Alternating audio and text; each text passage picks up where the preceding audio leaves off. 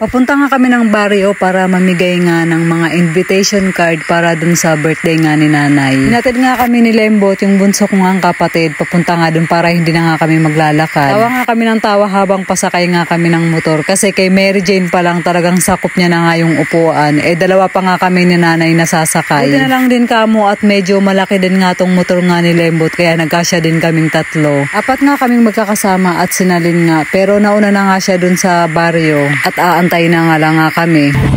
Maganda rin pala eh. Akala ko maliit lang.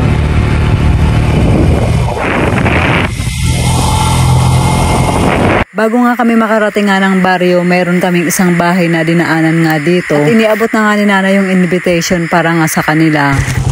Sa birthday ng kasobre lang.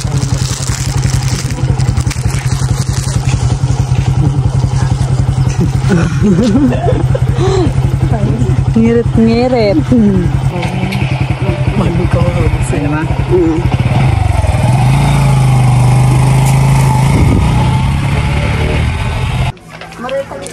Punta kami dito kasi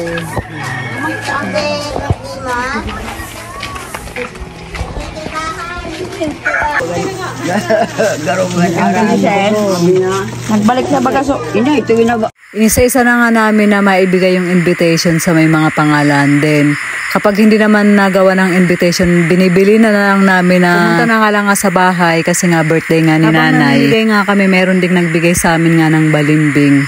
Ang OA ko nga sa part nga na to kasi nga piling maasim yung kain ko pero ang totoo medyo matamis yan at hindi talaga siya maasim. Mga kapatid nga ni tatay yung mga nagawan nga nila nalin nga ng invitation. Then yung ilang mga kamag-anak din at mga kaibigan. Hindi na nga namin nabigyan ng invitation card si Papay Imyon, yung kapatid naman ni tatay na panganay. Sabi nga ni Kuya Lito yung anak naman nga niya na kahit umuo nga daw yung si Pay Imyon, walang kasiguraduhan na pupunta nga siya kasi nga hindi naman siya sanay sa mga ganong okasyon nga at mas gusto na nga lang nga daw nung nakatambay lang nga sa bahay kaysa daw nag-iikot-ikot nga dito sa lugar nga nila. Tapos nga naming maipamigay nga lahat, bumalik na nga kami sa bahay.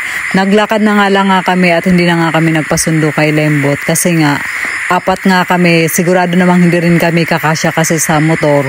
Kaya mas pinili na lang talaga naming maglakad. Saka malapit lang din naman yung nilalakad, tatawid ka lang naman ng palayan. So yun nga yung pinaka-shortcut na daanan nga nila dito, papunta nga ng baryo. Kabalik nga namin dito sa bahay, naabutan nga namin sila Michael, yung mga kapatid kong ang lalaki at saka yung mga pinsan ko. Nagiinuman nga sila. Marami ngang dalang Alfonso, kami galing nga ng Manila. Sabi nga ni nanay dapat daw hindi Alfonso yung binili. Kasi mas prepare talaga ng mga tao nga dito, lalo na yung mga kababaihan na kaibigan nga ni nanay.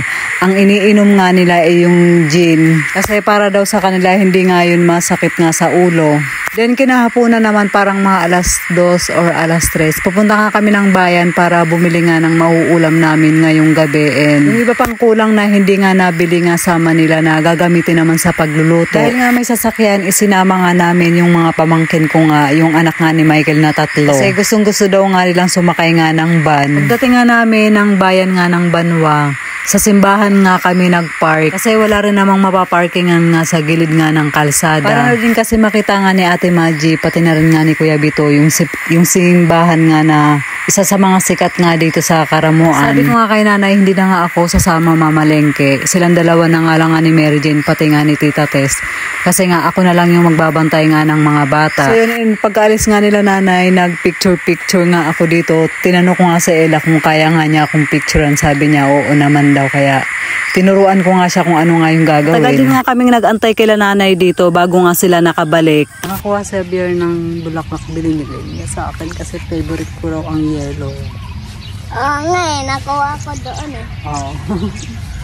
Ang sweet naman ni Javier. Binigyan niya ako ng yellow na bulaklak. Flower naman yan eh. Flower naman.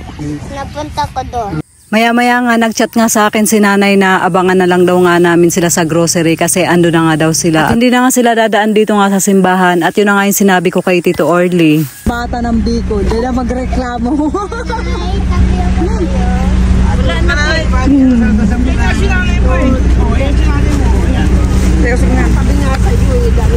Hola. Bale, dale.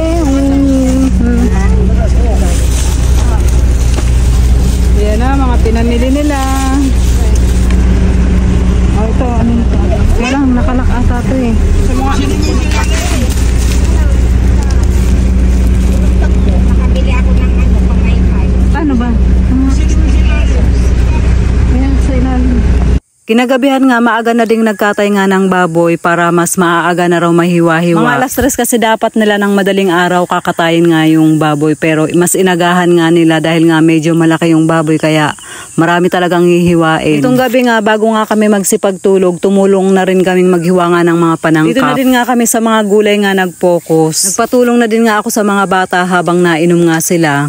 Inom para may pampalakas. Wala na, bukas kasi yan eh. Pero may bibili daw eh. Hindi pa rin ko. Bibidyo ako muna sa gawin. Inom.